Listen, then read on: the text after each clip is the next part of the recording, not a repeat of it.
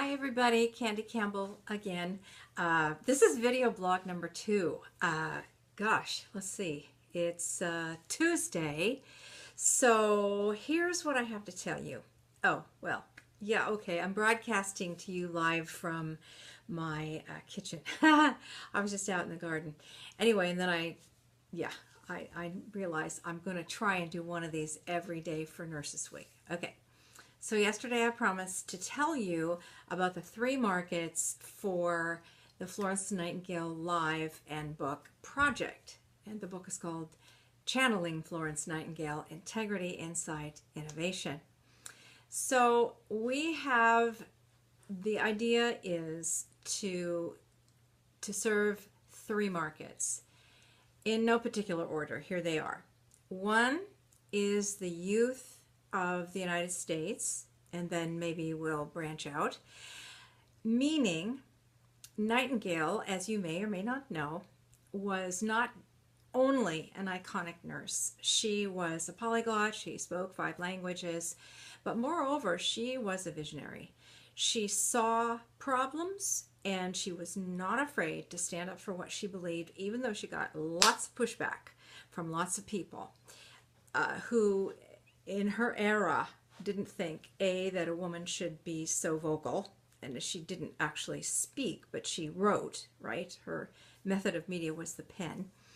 And she was a statistician, the first woman to be inducted into the the International Association of Statisticians. Kind of a good thing. And she was educated at home. Yeah, the universities would not allow a woman at that time, so she had tutors. And she had a voracious appetite for learning. At any rate, I believe that her message is very contemporary in terms of courage and stick-to-itiveness, making a difference, keeping on throughout all the difficulties of the circumstances of life. These are great messages that our youth need to hear. So that's one demographic. The other one, of course, is nurses. And what I found out is that a lot of associations don't have the money to afford the show. They can maybe afford 10 or 15 minutes of the show. But in order for me to travel, etc., it is kind of a process. And so that's another reason that we're going out for some sponsorships. And the last but not least market is the veterans. If you know anything about Florence Nightingale, she spent a couple of years during the Crimean War over in Turkey and overseeing all the military hospitals of Britain, and she made a huge difference. And her heart really ached for the problems that she saw. And not only just did she complain, because she spoke a lot about don't just complain, do something, right?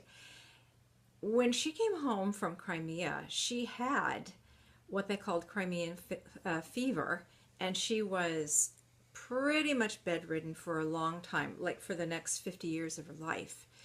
But that didn't stop her.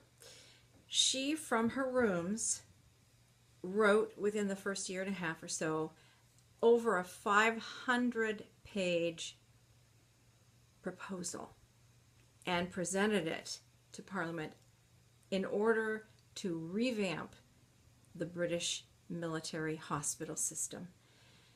She touched the lives of people on 4 continents during the next 50 years of her life when she was an invalid. And so I just think that these are the messages that we really need to get out. And it's an encouragement to the veterans. So those are the 3 markets. There's some other exciting things that are happening, and I'll tell you more about that tomorrow. Thanks for listening.